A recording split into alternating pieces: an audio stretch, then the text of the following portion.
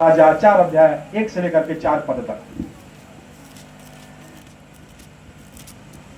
भविष्यवक्ताओं की चेलों की पत्नियों में से भविष्यवक्ताओं की चेलों की पत्नियों में से एक स्त्री ने एलिशा की दुहाई देकर कहने लगी, तेरा दास मेरा पति हे एलिशा, तेरा दास मेरा पति मर गया वो मर गया और तू जानता है कि वो यहोवा का भय मानने वो वाला यहोवा परमेश्वर का भय मानने वाला, पर जिसका वह कर्जदार था परंतु जिसका वो कर्जदार था वो आया है कि मेरे दोनों पुत्रों कि को वो मेरे दोनों बेटों को अपने दास बनाने के अपने लिए बंधुआ मजदूर बनाने के लिए ले जाए। एलिशा ने उससे पूछा, तब एलिशा ने उस स्त्री से पूछा, मैं तेरे लिए क्या करूं? हे स्त्री, मैं तेरे दुख को, तेरे दर्दों को, तेरी वेदनाओं को मैं समझ पा रहा हूँ, परंतु मैं क्या करूं उसके लिए?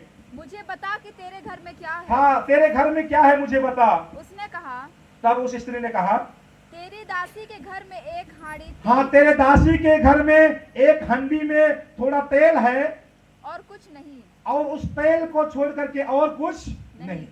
और आगे उसने कहा, तब उसने कहा, तू बाहर जाकर तू बाहर अपने गांव में जा, अपने बस्ती में जा, अपनी सब पड़ोसियों अपने पड़ोसियों से खाली बर्तन मांग खाली बर्तन ढेर सारा मांग के लाना और थोड़े बर्तन ना लाना। थोड़े बर्तन मत लाना।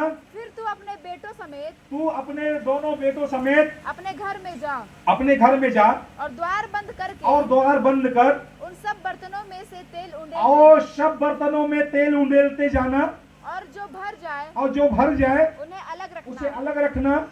तब वह उसके पास से चली गई तब वो स्त्री उसके पास से चली गई और अपने बेटों समेत अपने घर जाकर द्वार अपने बंद घर किया। जाकर के दरवाजा बंद किया तब वे तो उसके पास बर्तन लाते गए और उसके बेटे उसके पास बर्तन लाते गए और वह उंडेलती और गई। उंडेलती गई। जब बर्तन भर गए जब बर्तन भर गया तब उसने अपने बेटों से कहा, तब उसने अपने बेटों से कहा, मेरे पास एक और भी ले आ। मेरे पास और भी बर्तन लेके आ। उसने उससे कहा, तब उसके बेटे ने कहा, और बर्तन तो नहीं और आ। बर्तन तो नहीं है। बोले हालेलुया। हालेलुया। और ये घटना जा करके उसने एलिशा को बताई। तब एलिशा ने क्या कहा कि जा उस तेल को बेच देना और बेचने के बाद में जो तुझको मिले उसमें से वो भाग अपने कर्ज चुका देना और जो बचेगा उससे तो अपने बच्चों का परवरिश करना। बोले हालेलुया। बोली यीशु मसीह की। तो प्रियो, समय तो नहीं कि मैं सारी बातों का विश्लेषण करूं जिस प्रकार से मैं प्रचार करता हूं, परंतु बावजूद इसके कम समय में समय बचाते हुए इन बातों को आज आपके बीच में रखना चाहता हूं कि ये स्त्री जिसका पति मर गया, पति मरने के बाद उनकी हालातों के बारे में आप भली बात समझते कि उनकी हालातें क्या थी। अगर वो आज जिंदा थी तो इस आशा से जिंदा थी कि उनके पास में 2 बेटे हैं। उन 2 बेटों को देख देख करके वो जीवित थी। उनके जिंदा रहने की आशा थी कि जब ये लोग बड़े हो जाएंगे, जब मैं बुढ़ाऊंगी तो मेरे बुढ़ापे में ये मेरे लाठी मेरे सहारा बनेंगे, बुढ़ापे का लाठी बनेंगे। इन्हीं सहारा सोच सोच करके उनको देख करके वो जीवित थी। परंतु अभी वक्त आ गया कि उन बेटों के ऊपर में भी आंच आने लगी, क्योंकि उसका पति जिसके यहाँ से कर्जा लिया था वो कर्ज देने वाला आकर के बार बार उनको प्रेशर करने लगा, उनको दबाव देने लगा कि तू मेरे जितना भी तेरे पति ने मेरे से जो उधार लिया था, जो कर्ज लिया था, कौड़ी कौड़ी भर दे। अगर तू भरने में सक्षम नहीं है तो तेरे दोनों बेटों को मैं लेकर के जाऊंगा और दोनों बेटे मेरे घर में मजदूर, जो बंधुआ मजदूर के रूप में काम करेंगे। तो प्रियो, किसी प्रकार से उन्हें निदान नहीं मिला और वो अंत में जो है वो एलिशा के पास आती है और एलिशा की दुहाई करते हैं। मुझे अच्छा ये बात लगता है कि अंत में वो स्त्री परमेश्वर के दास एलिशा के पास जाती है। हालेलुया। कभी कभी हम अभाव में गुजरते हैं, मुश्किलों में गुजरते हैं, हालातों में गुजरते हैं, जब हमारा मन जो है हमें निर्णय करने की क्षमता नहीं रहती है, हम दुविधा में रहते हैं, आज आप और हम किसके पास जाते हैं? परंतु ये स्त्री जो है प्रभु के दास के पास गई और एलिशा बोलते हैं कि हे स्त्री, मैं तेरे दुख को, दर्द को, वेदनाओं को, हालातों को समझ पा रहा हूं, परंतु मैं क्या कर सकता हूं, मैं क्या करूं? तो जिन अपेक्षाओं के साथ वो स्त्री गई थी कि वो मेरा इस प्रकार से हेल्प करेंगे, परंतु ऐसा हेल्प उनको नहीं मिला। परंतु उन्होंने क्या बोला कि तेरे पास में है क्या? उसने बोली थोड़ा सा तेल है हंडी में और उसे छोड़ करके कुछ भी नहीं है। तब उन्होंने उपाय बताया कि जा दरवाजा बंद करना, बहुत से हंडिया मांग करके लाना अपने पड़ोसियों से, और ये दरवाजा बंद किया अपने बेटों के साथ में, और बहुत से हंडिया जो पड़ोस से मांग करके लाई थी। प्रियो, आप कल्पना कीजिए कि एक ऐसे पर्दे में चलचित्र चल रहा हो, दरवाजा बंद है, एक स्त्री है अपने बच्चों के साथ में, बहुत सारे घड़ा लेकर के आए और वो एक घड़ा में जो तेल है उसको उंडेलती गई। एक घड़ा भर गया, एक घड़ा भर गया, वो भर गया, वो भर गया, वो भर गया, और अंत में सारे के सारे घड़े भर गए। तमाम घड़ा बंद हो गया, परंतु वो तेल समाप्त नहीं हुआ। हालेलुया। इसका मतलब है कि आज आपके पास में पात्र कम है, परंतु परमेश्वर का आशीष कम नहीं है। और अंत में उन्होंने और घड़ा नहीं मिला तो जाकर एलीशा को बताई।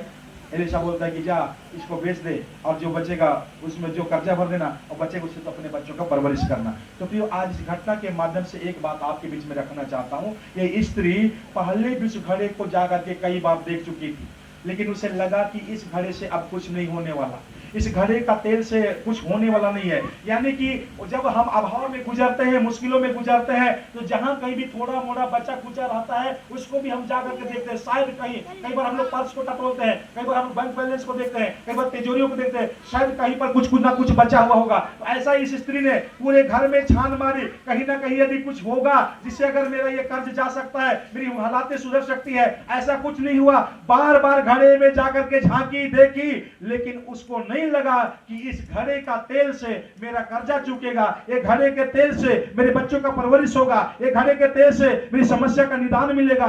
ऐसा उसको कभी नहीं लगा। यानी कि वो स्त्री उस घड़ा को देख देख करके उसको कोई उम्मीद नहीं लग रही थी कि मेरे जीवन में कहीं ऐसा होगा। जहां उस स्त्री ने उम्मीद खो चुकी थी, वहीं पर परमेश्वर के दास ने बोला, जहां तूने उम्मीद खोई उसी जगह से जा, उसी जगह से परमेश्वर फिर से तेरे लिए आश्चर्य कर्म को आरंभ करेगा। हालेलुया। क्या मेरे माता पिता, मेरे भाई बहन, आज हम अपने जीवन में थक हार चुके हैं, उम्मीद खो चुके हैं। आपको लगता होगा कि मेरा पति अब सुधरने वाला नहीं है, मेरे बच्चे अब सुधरने वाले नहीं है, मेरी बीमारी अब जाने वाली नहीं है, हमने ये दवा कराया, वो दवा कराया, ऐसा कराया, वैसा कराया, सारी उम्मीद आपकी जाती रही। क्या आज आप उम्मीद खो रहे हैं? अरसे देखे, महीना देखे, साल देखे, दिन गुजरते गए, परंतु आज आपको लग रहा कहीं भी उम्मीद की किरण दिखाई नहीं दे रही है। क्या आज आपको लग रहा है कि कहीं ना कहीं मैं अपने जीवन में उम्मीद खो रहा हूं, उम्मीद खो रही हूं? तो मेरे प्रिय, वैसा ही एक स्त्री थी जो उम्मीद खो चुकी थी। अब इस घड़े के तेल से कुछ होने वाला नहीं है, परंतु यदि परमेश्वर उसके जीवन में बदलाव को लाया, परिवर्तन को लाया, उसके जीवन में आश्चर्य कर्मों को आरंभ की, तो उसी जगह से जहां उसने उम्मीद खोई थी। हालेलुया। बोलिए यीशु मसीह की। ध्यान दीजिएगा, कड़ी करके जल्दी समाप्त करूंगा समय पे। नंबर एक स्त्री है जो अपने जीवन में उम्मीद खो चुकी थी, लेकिन परमेश्वर ने उसके जीवन में आश्चर्य कर्म किया। कहां से? जहां उसने उम्मीद खोई थी। कोई और रास्ता नहीं है, दूसरी जगह से नहीं, परंतु अगर उसके जीवन में आश्चर्य कर्म की शुरुआत हुई तो उसी जगह परमेश्वर ने भेजा जहां उसने उम्मीद खो दिए थे। तो प्रियो, आज कहीं ना कहीं अपने जीवन में आप और हम अगर उम्मीद खो रहे हैं, तो परमेश्वर आपके जीवन में का जो आश्चर्य कर्मों को आरंभ उसी जगह से करना चाहते हैं जहां पर आपने उम्मीद खो दिया है। बोले हालेलुया। नींद आ रही इतनी जल्दी? मुस्कुरा के बोले हालेलुया। लेकिन मेरे माता पिता, मेरे भाई बहन, ध्यान दीजिएगा, कभी कभी हमारे जीवन में उम्मीद के अनुसार काम नहीं होते। जो हमने उम्मीद किया है वैसा कुछ होने वाला नहीं है। ये बाइबल से एक घटना मैं आपके बीच में रखना चाहूंगा। यहाँ पर यूहन्ना रचित सुसमाचार उसके 11 अध्याय 3 और 4 आयत में हम देखते हैं, वहां पर उन दो महानों के बारे में है, मरियम और मार्था, जिन्होंने एक व्यक्ति के द्वारा खबर भिजवाया कि जाओ, मेरा भाई जो है लाजर जो है, बैतनिया का लाजर बीमार है, यीशु को जाके खबर दे देना कि वो बैतनिया का जो लाजर जिससे तू प्रेम करता है वो आज बीमार पड़ा हुआ है, तू जल्दी से आ जा ताकि तू उसके लिए प्रार्थना। पढ़िएगा थोड़ा सा 3 और 4 यूहन्ना 11। लिखना चाहे वो लोग लिख सकते हैं, नोट बनाइए। पहला जो पॉइंट था वो किसी ने जो उम्मीद खोया था। अतः उसकी बहनों ने उसे कहला भेजा, अतः लाजर की बहन मरियम और मार्था ने कहला भेजा, हे प्रभु यीशु, देख जिससे तू प्रीति रखता हाँ, है, जिस लाजर से तू प्यार करता है, प्रेम रखता है, वो बीमार पड़ा है। यह सुनकर यीशु ने कहा, यह बीमारी मृत्यु की हाँ, ये बीमारी जो मृत्यु की नहीं परंतु परमेश्वर की महिमा के लिए है। बोले हालेलुया। अब ध्यान दीजिए मेरे प्रियो, मरियम और मार्था ने उम्मीद किया था कि हम खबर भिजवाएंगे, यीशु सुनेगा और सुनकर के यीशु आएगा, हाथ रखेगा, प्रार्थना करेगा, मेरा भाई लाजर चंगा हो जाएगा। परंतु ऐसा कुछ भी नहीं हुआ। जो उनका सपना था, जो उनको उम्मीद थी, जो उनकी अपेक्षाएं थी, उनकी अपेक्षाओं के अनुसार ऐसा कुछ भी नहीं हुआ। परंतु यीशु सुना, खबर सुनने के बाद भी यीशु मसीह वहां पर और रुक गया।